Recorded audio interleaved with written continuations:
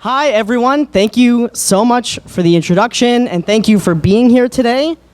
We have a really amazing set of diverse science talks today.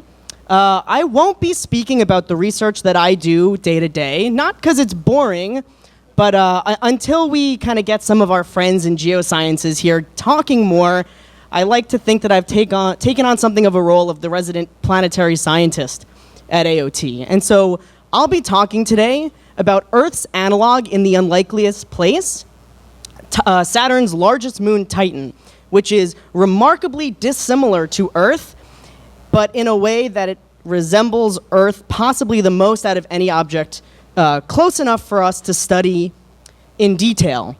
Now, some people that know me might question this whole Titan is the coolest moon thing. If we flash back to the last time I talked at AOT in March of 2017, I don't know how many people were there for that. I talked about one of Saturn's other moons, this little guy right here, Enceladus, and I went on and on about that being the coolest moon. So, like any good millennial, I'm a bit of a commitophobe, and I've decided to turn my attention elsewhere lately and focus on Saturn's largest moon, Titan. And I'm going to give you a taste tonight of why I actually think Titan might be the coolest moon in the solar system, although you can see the heart's big enough for all of the moons, so, you know, I'm not leaving anyone out. So, just to give a little bit of history on Titan, Titan was discovered in 1655, hundreds of years ago, like so many of these large outer solar system moons.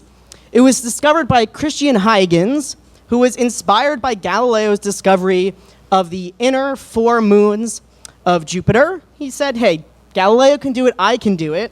But he actually one-upped Galileo. Titan's harder to find next to Saturn.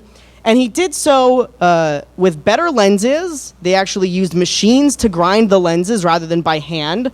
So they were able to make the focal lengths a lot longer, greater magnification, but because of this, he had this really wild telescope design. You would have needed a tube that was extremely long if you were building a normal tube telescope, and that was impractical. And so he just had this open-air telescope, which I don't really know if that would fly today, but it worked in the 1600s. Now, also, like so many of these outer large solar system moons, we didn't learn anything for a really long time. And we really didn't learn anything until the mid-1900s, when Gerard Kuiper actually detected Titan's atmosphere in West Texas at McDonald Observatory. Yes, exactly. He actually used the 82-inch telescope, which is still used for science today. When I learned this, my mind was blown. And what he detected were these two little bands of methane right here. And this was really interesting because Titan's just a moon, right? It's a really small object, yet it has a thick enough atmosphere that we could detect it. It really puzzled people for a long time. And then the next kind of big, learning event that we had was in 1980 when Voyager 1 flew by and did a close flyby of Titan. It was able to measure a lot of its properties. It was able to measure its mass. Now, Titan is actually larger than Mercury, so it's larger than a planet, but only has about 40% of Mercury's mass because it's an icy planet. It's not made of rock. We were able to determine its atmospheric composition. Voyager kind of whipped around, shot its radio signal through the atmosphere, and on Earth we were able to figure out what was in it. We saw mostly nitrogen, which is actually like Earth's atmosphere. There was methane and other hydrocarbons. But when Voyager flew by, it just saw this orange haze. It couldn't actually see the surface, which was very puzzling, right? So, okay, we know it has this thick atmosphere, but what's really going on the surface that's perhaps feeding this atmosphere and letting the moon be so active? And like every mysterious object in orbit around Saturn, in 2004, we had the greatest spacecraft ever, Cassini, start to learn about it. Cassini, RIP, performed over 100 flybys of Titan, by far the moon that was studied the most by Cassini. And it was able to give us some really pretty pictures, right? But again, you just see this orange haze. But because it had imagers that operated outside of the visible portion of the spectrum, in the radio and infrared, it was able to peer through the clouds and actually start to see into Titan's surface. And you can even just see from this image, it's clearly very complicated. It has a lot of different terrain. So now I'm going to kind of go through some of the findings of Cassini to try and tell you, well, why Titan's cool and why it's actually remarkably similar to Earth. So the first thing is Titan has a very significant thick atmosphere, much like Earth's. So you can see in this picture on the left, it has this very thick haze. Its atmosphere is actually 4 times denser than Earth's. The surface pressure is 1.5 times that of Earth. So if you were on the surface of Titan, it's minus 300 degrees Fahrenheit. So that might sound good right now given the heat outside, but you would die. But you wouldn't need a pressurized suit. You'd be fine without a pressurized suit. And actually, because Titan is so small, it has such little gravity, the atmosphere extends really far up, way further than Earth's atmosphere does from the Earth.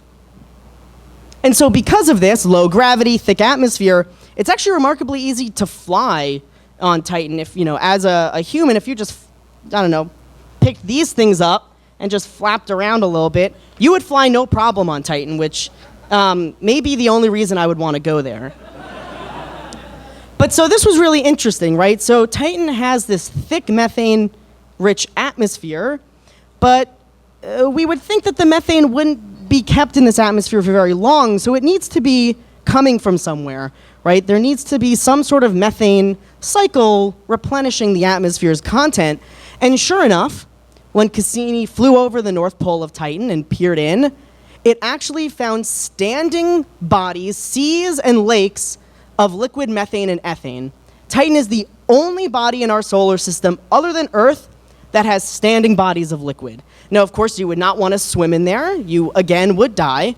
But this is really remarkable, right? Titan is this dynamic system that is a full, well, not water cycle, but methane cycle. It has these seas and lakes of liquid methane and ethane. They evaporate, they precipitate. This is really remarkable. And I just love this picture here of the sun glint just right off one of the North Pole lakes, right? And just to give you a sense, this sea right here, Ligeia Mare, has liquid that would fill about 3 Lake Michigans. So in the North Pole of Titan, there's a significant amount of liquid hydrocarbons. Titan also has an extremely wide range of different geology and topography. Again, you might see a little theme here. I keep telling you it's like Earth. But you can see on this full surface map of Titan, there are these dark regions, these lowlands, right? There are these white highlands that are possibly exposed water ice crust. In the North Pole, you have the lakes that I just talked about. If we look at a few other things, it has dunes. It has massive dune structures in those dark regions below. Of course, this is not sand. Rocks don't exist on Titan, but these are actually kind of ground up almost plastic beads floating in the wind. It has mountains. So this is 3 mountain ridges on Titan, including the highest peak, about 10,000 feet in elevation. Again, not rock like we would have here on Earth, but it's extremely hard water ice that behaves much like rock does here on Earth. And it has craters too, but it doesn't actually have a lot of craters.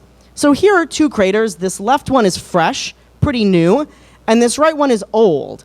And I don't know if you can tell this picture, but this one looks a lot more washed out because it's actually been eroded because of Titan's thick atmosphere. Because of the precipitation of liquid methane and ethane, there's actually weathering and erosion just like that here on Earth, and much more than many of the other bodies in the solar system, because these are very efficient, much like wind and water are here on Earth. One more thing, Titan has clouds, it has weather, it has seasons. You can see on the left here, right here is a lake, and you'll see a little wispy white cloud pass by. So Titan has weather patterns just like here on Earth, Of course, its atmosphere is a lot thicker, and it's a bit less turbulent than here on Earth. But it has these strong weather patterns that are also seasonal. These dunes are probably not formed from just normal wind like you might expect. The wind at Titan's surface is extremely weak, something like 2 miles per hour. So these are probably formed from strong seasonal storms, right? I mean, Titan's going around Saturn, but Saturn's going around the sun. And because of its tilt, it has seasons just like here on Earth. And we've actually seen seasonal changes in precipitation, much like you might see here on Earth, right? There's a full methane cycle, right? Methane is outgassed from the interior, it forms clouds, it rains down, and we've actually seen seasonal lakes. So we've actually observed these changes on Titan. So all of this together really paints a picture that Titan, even though it's minus 300 degrees Fahrenheit and made of water ice and really far away from the sun, it's extremely similar to Earth. And, kind of one bonus, Cassini didn't just fly by Titan. We actually landed on Titan. I mean, again, like Earth, but I guess we landed on here billions of years ago, so that one's a freebie.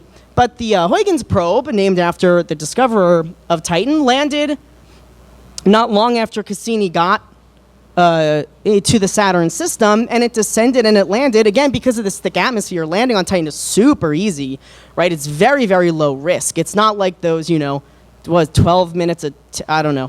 When they landed on Mars, they were freaking out. They weren't freaking out about this. And so when it was coming down, it actually saw these channels, right? Again, if I showed you this picture and didn't tell you Titan, you might say, oh, that's just, a black and white picture somewhere on Earth. Of course, those channels are carved by, liquid natural gas rather than water, but the processes are all the same. And this is actually an image. The Huygens probe didn't last long on the surface, unfortunately. We didn't really know what to expect. But again, this is something you might say, resembles maybe, Earth, right? You see these rounded, they're not really pebbles. Again, they're water ice that's as hard as rock, but they're clearly rounded, just like you might see rocks rounded by weathering and erosion here on Earth, right?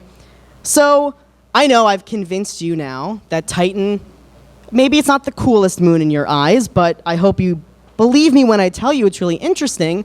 But so Cassini was there, and Cassini is there for a long time, right? But we knew Cassini was going to end at some point. So why haven't we, launched something to go back yet?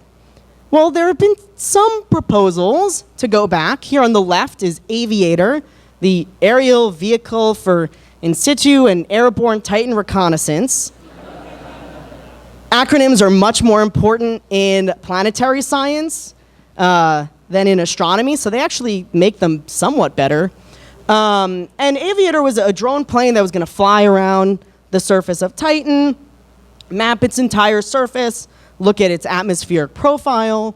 There was also Time, the Titan Mare Explorer, which was going to land down in one of these seas of liquid methane and ethane and determine depth and surface conditions and whatnot. Unfortunately, neither of these were funded. Time got extremely close to being funded, but was beaten out by InSight, the mission that landed on Mars not too long ago to measure seismic activity. Well, you might know where I'm going with this. This past June, NASA decided on its next mid-scale. By mid-scale, I mean $1 billion, but for NASA, that's not too bad. And it came down to 2, right? So 2 missions enter, only one can leave, and hopefully that one will actually launch. So there was Caesar, which was a mission to go to a comet and return a sample to Earth, right, to say something about prebiotics in our solar system, how we got here. And then there was Dragonfly, this little drone guy, to go to Titan, fly around, and learn more. I really undersold it there, but Dragonfly won. I don't want to knock on comets, but, who cares about comets? We can edit that part out. But so Dragonfly won. So in the late 2020s, we are going to launch a next mission to Saturn, to Titan. It'll get there in the mid-2030s, and it'll do a lot of really cool science. So what exactly is Dragonfly? So here's an animation of Dragonfly getting to Titan and landing. So Dragonfly is this little drone. It's an octocopter. So any of you enthusiasts with quadcopters, NASA's one-upping you yet again. But again, you don't have $1 billion, so if you do, talk to me. And so Dragonfly will land down, again, remarkably easy to fly on Titan. It'll land, it'll pick up some of the surface material, eat it, figure out what's inside. It'll take images of geologic features around it. It'll power up again, and then it'll close up shop and take off. So it's a relocatable lander. So this is really cool, right? We've sent rovers to Mars, but sending something like that to Titan is not feasible currently. So this is the closest we can get to being able to extensively search and observe the surface of this interesting moon so many miles away. So what kind of science will Dragonfly do? So again, like I said, it'll touch down, it'll scoop up some of the surface material, figure out what's inside, it'll use some light to analyze what's in the material also. It'll monitor the atmosphere, so it'll figure out how thick the atmosphere is at different levels. It'll have weather sensors, right? So it'll tell, oh, is it precipitating? It'll map some of the surface. Most of its science won't be done in the air, but when it is in the air, it'll take pictures all around. And the coolest part is that if we see an image and say, oh, hey, that thing's really cool, well, we can just go land there, right? That's the whole point of this relocatable lander. The mission plan is totally flexible once Dragonfly is to Titan. It'll measure some seismic activity. We expect there to be volcanism. Of course, it's water, ice, rock, and magma, but measure Titan quakes, right? We expect there to be. And then, of course, most importantly, it'll hop around to different sites. Now, so this is kind of all the greatest hits of the nitty-gritty of what it'll do. But what really is Dragonfly's main science objective? It's not just to go learn about this really cool moon. It's actually biology on Titan, right? And you might think, okay, so I've built this up as it's this most Earth-like object. But again, it's not. It's minus 300 degrees. It has liquid methane. It's very odd. But Dragonfly will actually be able to use Titan as a laboratory for biology. And not just for these, right? I mean, it will look for aliens. Hopefully we'll find some. And I'll talk about that in a bit. But it'll actually start to answer some questions about how life on Earth formed. So if we think about life, very esoteric here, very simply, life as we know it can be broken down to having three requirements, right? It needs a source of organics to build up the materials that form biology, right? We need to be, at least think about us, right? And most life on Earth, we need to be able to form amino acids for proteins, nucleotides for DNA to pass on genetics, right? And we can often think these are built out of hydrocarbons and nitrogen, oxygen. There needs to be a source of energy to fuel these living processes. On Earth, basically everything revolves around the sun, even if it's not directly tied to the sun, although there are some deep hydrothermal vents or under the surface organisms that are fueled by just chemical reactions.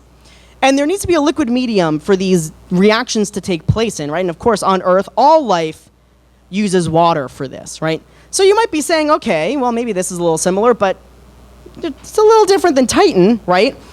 But the kind of key is the primordial soup, right? Life on Earth formed from this goop of organics and water, and it was being bombarded, and it was all this weird stuff, but we really don't know anything about it, right? How life formed on Earth, we have some ideas, but we don't necessarily know how long it took. We don't know how these materials first formed, and Titan's organic, rich surface is actually a perfect place to do these experiments, right? Because it is so organic rich, because there can actually be some water on the surface of Titan from impact, where we can actually use it to see, okay, if you're given this much organics in such a small area, will it form the precursors to life? Now, of course, we're also going to look for life on Titan's surface, which would be completely different than life here on Earth, right? Again, maybe the source of organics would be the same. You ain't going to get any sun on Titan. It's really far away, and it has this thick atmosphere, so the amount of sunlight reaching the surface would not be enough to fuel biology, but you might be able to use chemical reactions to do that. And the liquid medium that all of this would take place in is liquid methane and ethane. It would take place in natural gas, which is very different from water for reasons I don't think I want to go into or you want me to go into right now. But so lives can be really different on Titan than on Earth. So what might we really be looking for, right? If we go to Titan and scoop up some material, we're not necessarily going to be able to say, oh, that's life. But we're going to be able to look at life's processes affecting Titan's surface. So for example, you might look at the types of molecules you find on Titan, the more complex molecules, and see how they're distributed. If they're formed not from life, you would kind of expect a continuous distribution, right? Some amount of every molecule will be made depending on the reactions, right? But life is built like Legos and picks very particular molecules that it uses to form and perform its processes. So if we see something like that, we might be able to say, oh, we can't find the life, but there's evidence that that or prebiotics are there, right? We might also be able to say, you know, the abundance of different kind of molecules. This is actually data from chemically fueled life on Earth, maybe similar to Titan. If it's biotic, you would actually produce a lot less of certain molecules than if it was abiotic. So we'd actually be able to look at these almost side effects to life to say something about whether life has formed in such a different place. And so if you let me wax philosophic for, you know, maybe 20 seconds, you know, what would it mean if we actually found life on Titan's surface then, right? I kind of just built it up. That would be really, really different from life on Earth, right? Which would be really remarkable, right? If we found life on Mars, that would be really cool, but that life is probably tied to life on Earth. If we found life under Europa's surface, it uses water and chemical reactions to fuel itself, so it would be similar to things that we find here on Earth. But if life was able to form on Titan's surface at minus 300 degrees Fahrenheit in liquid natural gas in this organic rich environment, then maybe life is a lot more common than we might otherwise think in the universe. And so I'll leave you with a new Hubble image of Saturn. That's really beautiful. And then, of course, just leave you with the beautiful travel poster to Titan. So thanks, and I'll take any questions.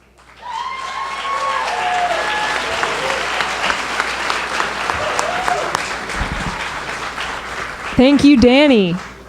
Okay, so the way this will work, we'll take questions from the audience, and one of us will hopefully remember to repeat the question. Okay, down in front.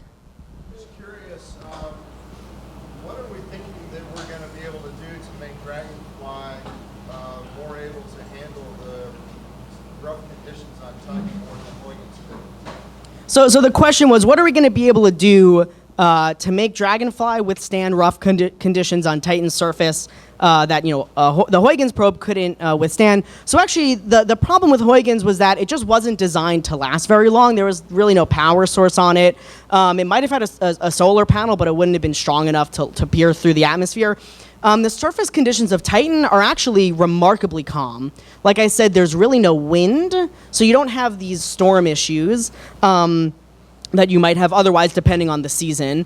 And because Cassini flew by Titan so much, not all of our maps of the surface are super high resolution, but enough of them are that we've really resolved out, the structure of some of these regions on Titan to know, if we landed on a certain place, what the material would be and how smooth it would be. I know that there's work that's done. Like I said, it's not sand.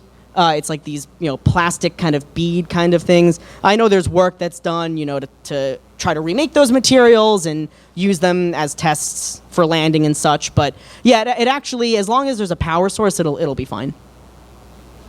Cool. Okay, let's see. Any up at the top here? There's one I see up at the top waving your hand. How big is the Dragonfly probe? How big is Dragonfly? That's a good question. I don't know. That's embarrassing. I don't think it's not huge. I would be surprised if it were significantly larger than like a large drone here on Earth. Probably larger-ish, but it's not humongous. Larger-ish. I like it. Science! In the back there. I'm still an astronomer. This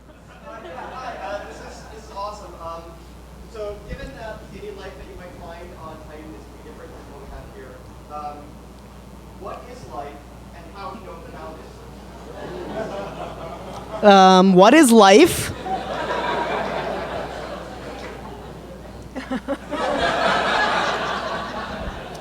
That's a really good question. I don't really know, right? I mean, this is not just a scientific question, right? It's kind of a philosophy of question also. I mean, there's a lot of work that's done to try to say what life is, and there are a list of kind of requirements for life in terms of, reproducing and metabolism and typical life processes.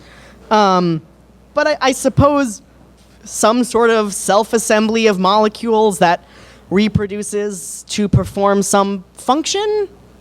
Sure. Yeah. I'm sure there's a biologist out there that is screaming internally right now. Again, I'm an astronomer. How about right down here in front?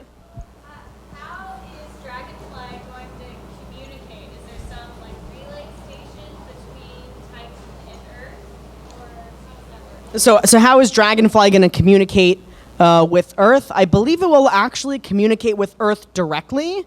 So one of the reasons why it won't be launching for quite a long time, one, you have to make all the technology and stuff, but there are certain points in Saturn and Titan's orbit that it's much harder to communicate with Earth, and I believe that once it's there, it'll communicate with the deep space network on Earth directly. Cool. Okay, we have time for one more question. How about right there? What will Dragonfly use as a power source? So I believe it will have some solar power, but again, that won't be everything, and I'm pretty sure it would most likely be some sort of nuclear reactor. Yeah. Say that again? Radioactive thermoelectric. Cool. Cool. Okay, let's science. Okay, let's hear it for Danny one more time. Thank you.